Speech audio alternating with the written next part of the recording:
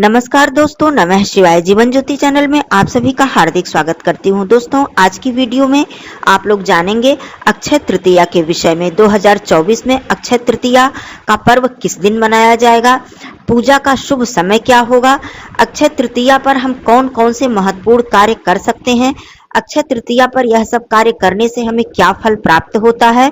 साथ ही अक्षय तृतीया पर इस वर्ष हम विवाह, मुंडन, यज्ञोपवीत अर्थात जिसको जनेऊ कहते हैं, जनेऊ संस्कार या फिर गृह प्रवेश, तिलक, सगाई इत्यादि मांगलिक कार्य हम कर सकते हैं या नहीं कर सकते हैं। दोस्तों, अक्षय तृतीया पर कौन कौन से वस्तुओं की खरीदारी हमें करनी चाहिए। दोस्तों, अक्षय तृतीया पर सोना खरीदना बहुत ही शुभ माना जाता है। इससे माता लक्ष्मी जी की कृपा सदा बनी रहती है। लेकिन मान लीजिए आपके पास सोना खरीदने की शक्ति सामर्थ्य नहीं है, उतना बजट नहीं है, तो हम कौन सी ऐसी चीज लाएं जिससे हमको सोना खरीदने का संपूर्ण फल प्राप्त हो सके। तो बहुत सारी बातों की जानकारी आपको मिलने वाली है। वीडियो में आप लोग बने रहिएगा। आप लोगों से निवेदन है कि मेरा वीडियो आपको पसंद आता है तो इसे लाइक जरूर किया कीजिए। कमेंट बॉक्स में जय मां लक्ष्मी मैया जरूर लिखिएगा। दोस्तों, सबसे पहले मैं बता दूं कि 2024 में अक्षय तृतीया का पर्व 10 मई दिन शुक्रवार को मनाया जाएगा। दिन शुक्रवार पड़ रहा है और यह पर्व माता लक्ष्मी जी को समर्पित होता है। इस दिन भगवान विष्णु जी की भी पूजा अर्चना की जाती है। परशुराम जयंती भी मनाई जाती है। साथ ही बहुत सारे शुभ योगों में इस बार अक्षय तृतीया हमको प्राप्त हो रही है। दोस्तों, इस दिन पूजा का शुभ मुहूर्त होगा प्रातःकाल 5:33 से लेकर दोपहर 12:18 तक। इस समय के बीच में आप माता लक्ष्मी जी की विधि विधान से पूजा अर्चना करें, भगवान विष्णु जी की विधि विधान से पूजा अर्चना करें, माता लक्ष्मी जी के मंत्रों का जप करें। जो भी कार्य आप इस दिन करेंगे, जितना भी पुण्य करेंगे, जितना भी धर्म कार्य करेंगे, सब कुछ अक्षय हो जाता है। इसका कभी भी क्षय नहीं होता है। इसका जो पुण्य है, इसका जो लाभ है, हमें जन्म जन्मांतर तक प्राप्त होता रहता है। इसलिए अक्षय तृतीया बहुत ही विशेष और बहुत ही सर्वश्रेष्ठ तिथि मानी जाती है। दोस्तों, अब आइए बात कर लेती हूँ कि अक्षय तृतीया पर कौन कौन से महत्वपूर्ण कार्य आपको करने चाहिए। सबसे पहले अक्षय तृतीया के दिन सुबह सवेरे उठकर प्रातःकाल ब्रह्म मुहूर्त में उठकर आपको स्नान करना चाहिए, क्योंकि वैशाख मास है। सबसे पहला सर्वप्रथम कार्य स्नान करना। स्नान करने का विशेष महत्व है। यदि आप किसी तीर्थ स्थल पर जाकर या फिर किसी पवित्र नदी में स्नान कर सकते हैं तो बहुत ही उत्तम है, बहुत ही अच्छी बात है। नहीं तो अपने घर पर ही गंगा जल डालकर आप स्नान करें, सूर्यदेव भगवान जी की पूजा अर्चना करें, भगवान विष्णु जी की पूजा अर्चना करें, माता लक्ष्मी जी की पूजा अर्चना करें और माता लक्ष्मी जी के मंत्रों का जप करें या फिर भगवान विष्णु जी के मंत्रों का जप करें। आप जितना ही मंत्र जप करेंगे, जितना ही नाम जप करेंगे, जितना ही पूजन अर्चन करेंगे, पुण्य कार्य करेंगे, धर्म कार्य करेंगे, उतना ही आपको लाभ प्राप्त होगा और यह लाभ आपको जन्म जन्मांतर तक प्राप्त होता रहेगा। अब मैं बात करती हूँ खरीदारी की, जो कि अक्षय तृतीया पर बहुत ही महत्वपूर्ण कार्य माना जाता है। खरीदारी करना और दान करना, क्योंकि दान एक ऐसी चीज है कि जो हम दान देते हैं वही हमें प्राप्त होता है और अक्षय तृतीया पर दिया हुआ दान हमें जन्म जन्मांतर तक प्राप्त होता रहता है, उसका फल हमें मिलता रहता है। तो आइए सबसे पहले खरीदारी की बात करूं। मान लीजिए सोना आप नहीं खरीद सकते हैं तो आप इस दिन अपने घर में गांठ वाली हल्दी लेकर जरूर आएं। इस दिन आप केसर खरीद लें। इस दिन आप जौ की खरीदारी कर सकते हैं। इस दिन आप कोई भी अनाज भी खरीद सकते हैं, जैसे कि आप चावल भी खरीद सकते हैं, गेहूं भी खरीद सकते हैं। आप ये सारी वस्तुएं भी खरीद कर उतना ही पुण्य प्राप्त कर सकते हैं, उतना ही लाभ प्राप्त कर सकते हैं जितना कि आपको सोना खरीदने से पुण्य और लाभ की प्राप्ति होगी। दूसरी बात, दान की बात करूं। देखिए, दान की तो कोई सीमा नहीं है, दान असीमित होता है। आप कितना भी दान कर दें जिसका कोई अंत नहीं है। लेकिन आप कुछ नहीं कर सकते हैं तो इस वैशाख मास में अक्षय तृतीया पर आप मिट्टी के घड़े में जल भरकर दान अवश्य करें। किसी प्यासे को, किसी गरीब को, किसी ऐसे व्यक्ति को जिसको पानी की आवश्यकता हो, जो धूप में तप रहा है या फिर रास्ते में जा रहा है, कोई राहगीर है, उसे पानी की आवश्यकता है, यदि आप ऐसे व्यक्ति को मिट्टी के घड़े में पानी भरकर दान करते हैं या फिर किसी पात्र में शीतल जल दान कर देते हैं तो इससे बड़ा पुण्यदायी कार्य और कुछ हो ही नहीं सकता है। दोस्तों, दूसरी बात, अक्षय तृतीया के पर्व पर आप, वैशाख मास है, आप सत्तू का दान कर सकते हैं, आप जौ का दान कर सकते हैं और आप किसी भी प्रकार का अन्न दान कर सकते हैं।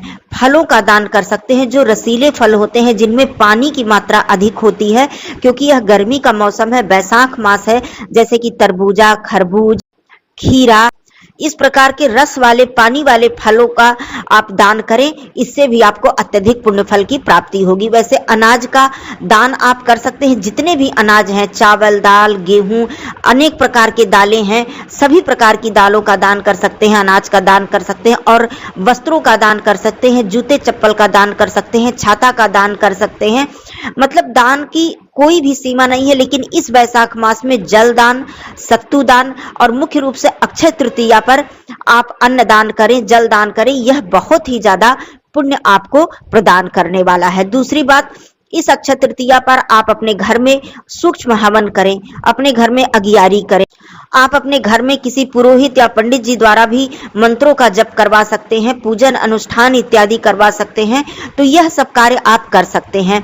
लेकिन मैं आज बात करूंगी कि इस बार अक्षय तृतीया पर क्या शुभ और मांगलिक कार्य भी किए जाते हैं, क्योंकि आप सभी लोग जानते हैं कि अक्षय तृतीया एक ऐसी तिथि है, एक ऐसा दिन है जिसमें हमें पंचांग दिखाने की आवश्यकता नहीं पड़ती है, जिसमें हमें मुहूर्त दिखाने की आवश्यकता नहीं पड़ती है और हम निसंकोच कोई भी मांगलिक कार्य करते हैं, जैसे कि विवाह, मुंडन, जनेऊ, सगाई, तिलक, गृह प्रवेश, गृह निर्माण का कार्य, कोई भी कार्य हम शुरू कर सकते हैं। लेकिन इस बार ऐसा नहीं होने वाला है, क्योंकि इस बार गुरु और शुक्र दोनों ही अस्त हैं। तो हम लोग इस बार अक्षय तृतीया पर दान, पुण्य, पूजा पाठ, जप तप सब कुछ करेंगे, लेकिन शुभ और मांगलिक कार्य इस बार हम नहीं कर सकेंगे। दोस्तों, यहाँ मैं बता दूं कि 28 अप्रैल से ही शुक्र अस्त हो चुके हैं और 27 जून तक अस्त रहेंगे। वहीं पर गुरु 8 मई से 5 जून तक अस्त रहेंगे। इस तरह से मई और जून में गुरु और शुक्र के अस्त रहने के कारण हम कोई भी शुभ और मांगलिक कार्य नहीं कर पाएंगे। भले ही यह अक्षय तृतीया का पर्व है, लेकिन गुरु और शुक्र के अस्त होने पर हम कोई भी शुभ और मांगलिक कार्य नहीं करते। लेकिन बाकी कार्य आप बिल्कुल ही विधि विधान से करें, पूरे श्रद्धा भाव से करें। माता लक्ष्मी जी से प्रार्थना करें कि आपके घर में सुख समृद्धि सदा बनी रहे। दोस्तों, इस दिन आप किसी भी असहाय, किसी भी दुखी की सहायता अवश्य करें, जिससे आपका कोई भी रिश्ता नहीं है, जिससे आपका कोई भी नाता नहीं है, आप उसे नहीं जानते हैं, तब भी आप उसकी मदद अवश्य करें। यदि उसको कोई भी मदद की आवश्यकता है, किसी भी प्रकार का कष्ट है, आप उसकी मदद अवश्य करें। देखिए दोस्तों, दान की बात तो मैंने बताई कि इस वस्तु का दान आप कर दें, दान की तो कोई सीमा नहीं है। लेकिन ये जो सेवा दान होता है, जिसे कि हम सेवा दान कहते हैं, सेवा दान मतलब हम किसी की सहायता कर दें, किसी ऐसे व्यक्ति की सहायता कर दें जो बहुत ही दुखी अवस्था में है, उसका कोई भी सहारा नहीं है, आपके वो परिवार का सदस्य भी नहीं है, आपसे कोई रिश्ता भी नहीं है, तब भी आप उसकी सेवा कर देते हैं बिना किसी स्वार्थ के, बिना किसी मतलब के। तो यह सेवा दान दोस्तों इतना बड़ा धर्म कार्य है जिसका वर्णन नहीं किया जा सकता है, जिसकी महिमा शब्दों में नहीं बताई जा सकती है। तो आप लोग वैसे तो प्रतिदिन किसी भी दिन हम सेवा दान करें या कुछ भी अच्छा कार्य करें, ये बहुत ही उत्तम होता है। लेकिन अक्षय तृतीया की बात जहां तक है, क्योंकि इस दिन किया गया कोई भी अच्छा कार्य हमारे लिए इतना लाभ हमें देता है, इतना ज्यादा पुण्य हमें प्रदान करता है, इसलिए सब कुछ करने के साथ साथ यदि आप सेवा दान कर पाते हैं तो ये बहुत ही उत्तम है। ऐसा नहीं है कि केवल मनुष्य की सेवा, आप किसी जीव जंतु की सेवा भी यदि कर देते हैं तो यह भी बहुत ही पुण्यदायी कार्य माना जाता है।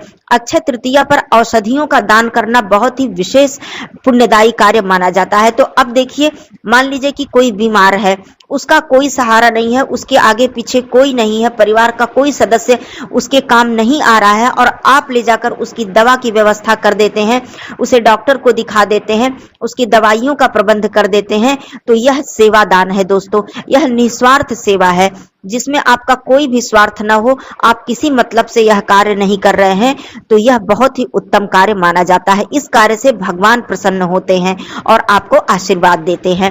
तो यह कार्य भी आप यदि कर सकें तो अक्षय तृतीया पर अवश्य करें। साथ ही मैं ये भी बता दूं, जिस प्रकार से पुण्य कार्य करने का फल जो है वो अक्षय हो जाता है, उसी प्रकार से हमारे द्वारा किए गए पाप कर्म का जो फल है वो भी अक्षय हो जाता है। जन्म जन्मांतर तक वह हमारा पीछा नहीं छोड़ेगा। यदि हम अक्षय तृतीया पर कोई भी ऐसा कार्य करते हैं जिससे किसी को कष्ट हो, जिससे किसी को दुख हो, या फिर हम कोई अनैतिक कार्य करते हैं, तो ये जो पाप हमें लगेगा, इसके पाप का प्रायश्चित कभी नहीं हो सकेगा, क्योंकि यह अक्षय हो जाएगा। फिर जन्म जन्मांतर तक इसका फल, इसका कष्ट हमें भोगना पड़ेगा। तो दोस्तों, कोई भी गलत कार्य करने से बचें, कोई भी अनैतिक कार्य करने से बचें। जितना हो सके आप धर्म कार्य, पुण्य कार्य, सेवा दान आप जरूर करें।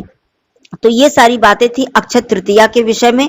और भी वीडियो आएंगी। आप सभी लोग अक्षय तृतीया पर ज्यादा से ज्यादा धर्म पुण्य करके, मंत्र जप करके भगवान जी को प्रसन्न करें। और खरीदारी करने के लिए जो भी आपका बजट हो, जैसा भी आपका बजट हो, उसी हिसाब से आप खरीदारी करें। आवश्यक नहीं है कि आप सोना ही खरीदें तभी माता लक्ष्मी जी की कृपा आपके ऊपर बनेगी। बिल्कुल ऐसा नहीं है। आप 10, 20, 50, 100 रुपए की वस्तु भी खरीदकर अपने घर में सुख समृद्धि ला सकते हैं। फिर और कोई भी प्रश्न हो तो आप लोग जरूर कीजिएगा। फिर मिलती हूँ अगले वीडियो में। तब तक के लिए धन्यवाद। नमः शिवाय। हर हर महादेव।